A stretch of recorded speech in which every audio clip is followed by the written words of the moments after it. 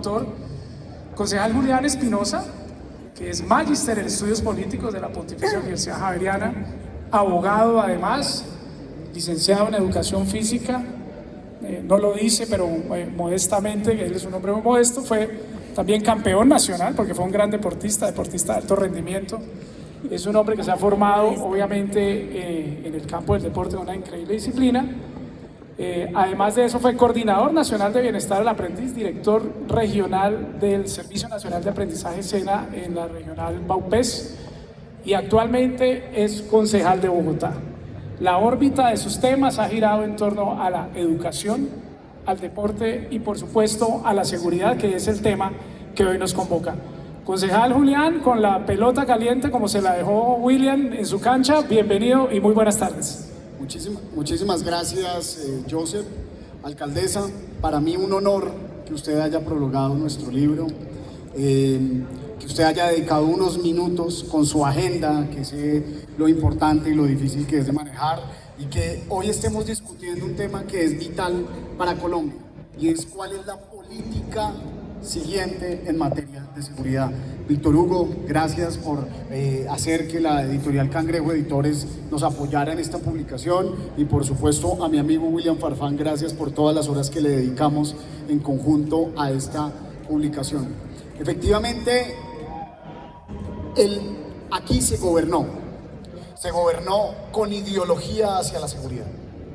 20 años gobernamos pensando en la seguridad democrática, y el gran problema de la seguridad democrática, entendiendo que había traído muchas cosas positivas, como fue la securitización de la institucionalidad, el gran problema radicaba principalmente en que se le había dado un sesgo político, en que tenía ideología, y la forma de asumir la seguridad desde ese punto de vista fue asumida por la derecha colombiana, de tal manera que la sociedad colombiana en conjunto empezó a entender que votar por la derecha era tener la posibilidad de tener acceso a seguridad. Y resulta que parte de lo que nosotros esbozamos en este texto es que la seguridad no es de derecha ni es de izquierda. La seguridad es un bien político común. No importa si usted piensa ideas de derecha o de izquierda, usted tiene derecho. Usted es un sujeto de derechos y tiene derecho a vivir en un estado seguro. Tiene derecho a transitar por las calles. Tiene derecho a vivir en una finca, en las áreas rurales, sin que vaya a tener problemas de seguridad. Pero lo que hemos vivido acá es que hubo una securitización de la ideologización y de la seguridad en Colombia. Y eso se vio durante 20 años con el gobierno de Álvaro Uribe Vélez, alcaldesa. Efectivamente, la seguridad democrática lo que termina asumiendo es una forma en la cual se fortalece la institucionalidad, y el fortalecimiento de la institucionalidad devino en el fortalecimiento de la fuerza pública y el ataque frontal a los grupos armados organizados que existían y existen en este país. Ese ataque frontal estuvo apoyado además por los Estados Unidos a través del Plan Colombia, y ese ataque frontal lo que terminó haciendo es que del otro lado hubiera una disminución tajante de la inversión social. Se disminuyó considerablemente la inversión en educación, se disminuyó considerablemente la inversión en investigación, en cultura, recreación y deporte, en los temas ambientales, concejala María Fernanda. Y toda esa disminución económica redundó en un tema, en que no importó qué tanto se atacaron a esos grupos armados organizados, siempre habría material humano que volviera a reemplazar al que previamente se había capturado. Se volvió un bucle absoluto. Claro, se le daba guerra a las guerrillas principalmente, pero siempre habían jóvenes que no tenían acceso a educación, que no tenían acceso a un sistema igualitario en salud, que el acceso a empleo era deficitario, que el acceso a oportunidades en general era deficitario, que tenían la posibilidad de integrar estas bandas criminales y estas guerrillas. Entonces, con eso se gobernó 20 años. Ahora, como bien ustedes dos dijeron, la idea de la seguridad humana la trae Petro, pero no es de Petro, viene de las Naciones Unidas, y se empieza a implementar, y empieza a implementarla Gustavo Petro actualmente, y es una teoría que implementa un tema que es fundamental, y es ataquemos las causas sociales que llevan a la criminalidad. busquemos que en materia que haya procesos de inversión en educación, que haya oportunidades para la juventud, le vayamos quitando materia humana, materia prima a la delincuencia. El gran problema de los lugares, de los otros países donde se aplicó eso y la aplicación que se da acá, es que en otros países donde se aplicó no existían grupos armados organizados. La existencia de grupos armados organizados en este país minimiza la posibilidad de aplicación de la seguridad humana. Y la minimiza porque en la medida en que usted haga políticas públicas pero no tenga controlado esos grupos armados al margen de la ley, simplemente ellos van a seguir atacando a la población y de esta manera se va a ver menguada la posibilidad de que la inversión social sea eficiente. De igual manera, toda la inversión social es una política pública de largo aliento en términos de seguridad. Lo que hoy nosotros invertimos en materia de educación, en materia de empleo, cultura, recreación y deporte, para que se vea en seguridad puede empezar a verse a partir de 4, 5, hasta 10 años. Y eso hace que, si lo miramos como una securitización de los temas humanos, vayamos a empezar a ver esa parte de la política de la seguridad humana como una política de largo aliento. Claro, esta política de seguridad humana además también fue adoptada por una corriente ideológica en este país, y es la corriente ideológica de la izquierda. La izquierda dijo lo nuestro es la seguridad humana y la derecha dijo lo nuestro es la seguridad democrática. Y de igual manera, esto contrapone la posibilidad del fortalecimiento institucional y del fortalecimiento de la fuerza pública, como surgió con el famoso cerco humanitario. Ese cerco humanitario donde terminó un policía asesinado con casi 71 puñaladas, pues en realidad no era un cerco humanitario y fue la demostración tácita del debilitamiento de la fuerza pública, porque es una visión de Estado, es una visión diferente a la visión de la seguridad democrática, la contrapone, de tal manera que en la seguridad democrática se fortalecía la institucionalidad y el aparato de la fuerza pública del Estado, legítima por supuesto, pero se debilitaba la inversión social. Y en la seguridad humana se fortalece todo lo que tiene que ver con atacar la causa social que conlleva la criminalidad, pero se debilita la fuerza pública. Entonces, cuando nosotros empezamos a pensar en una seguridad vital, empezamos a pensar en las formas de vida y en cómo protegemos la vida, cómo llegamos a proteger la vida humana y la vida no humana. Y vimos esos dos ejemplos aplicados en este país y dijimos, no hay que contraponerlo, tenemos que saber que ideológicamente la seguridad no tiene que tener un asiento ni en la derecha ni en la izquierda, sino tiene que ser un bien común. Y al ser un bien común, decidimos utilizar lo mejor de la seguridad democrática y lo mejor de la seguridad humana para fusionarlo y crear una forma que entienda que debemos fortalecer la fuerza pública, pero debemos atacar las causas sociales que llevan al crimen.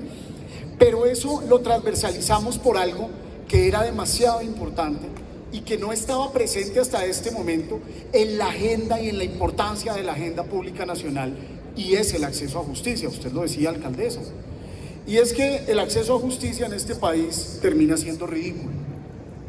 Yo terminé escribiendo parte de este libro y la parte que tiene que ver con acceso a justicia con base a una experiencia, y es que en el año 2021, estando en un trancón, alcaldesa, tuve la oportunidad de ver cómo a una señora le robaban el espejo de un carro, ¿sí?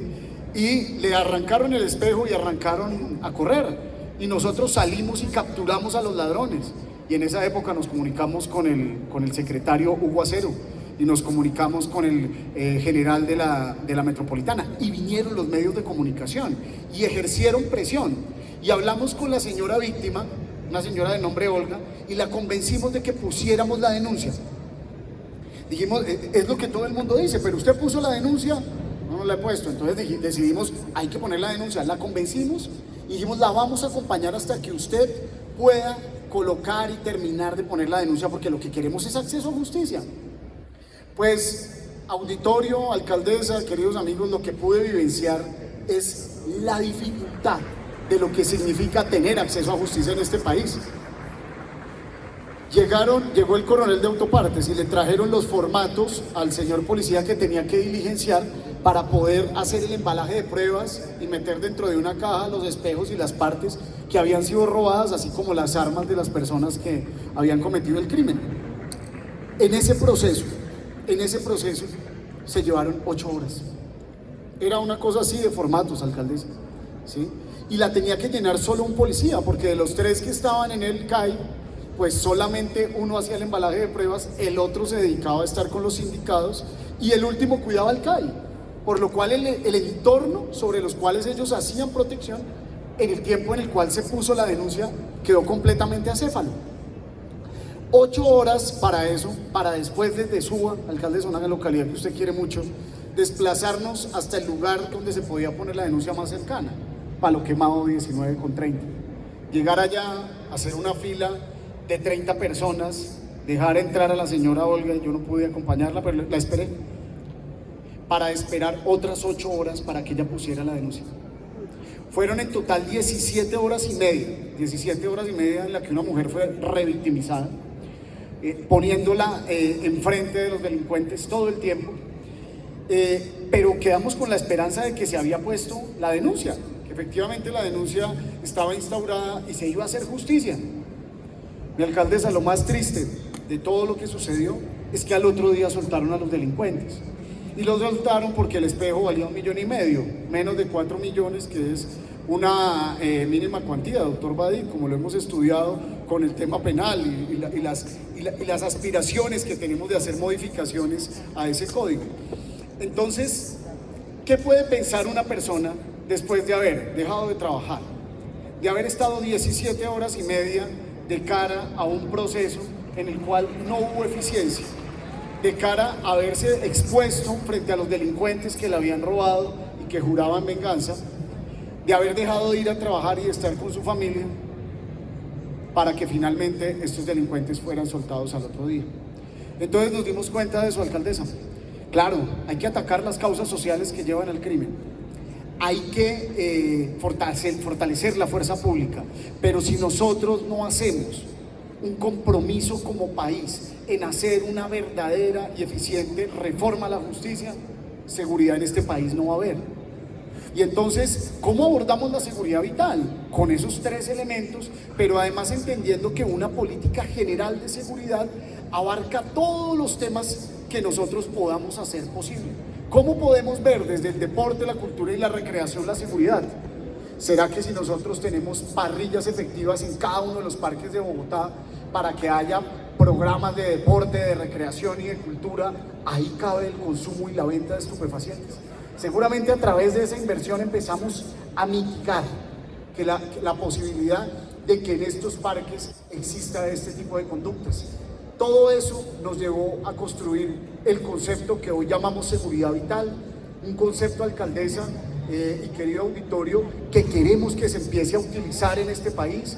Es el comienzo, como bien decía el doctor William Farfán, de un proceso de teorización que necesariamente tiene que dar un paso a lo que fue la seguridad democrática, a lo que en mi concepto está haciendo la seguridad humana, y que necesariamente tiene que venir a construirse una seguridad vital, una seguridad que estamos seguros es una política que no tiene partido político, que no tiene ideología política, pero que por el contrario sí tiene como dolientes a todos y todas los colombianos y las colombianas que viven en este país, que se sienten como víctimas en muchos de los casos, tanto en las áreas urbanas y mucho más en las áreas rurales, y que definitivamente no logran comprender cómo en un Estado social de derecho somos más sujetos de deberes que de derecho. Somos más sujetos de opacamiento institucional que de la posibilidad de que la institucionalidad nos proteja y nos garantice que podemos estar en un Estado en paz. Muchísimas gracias.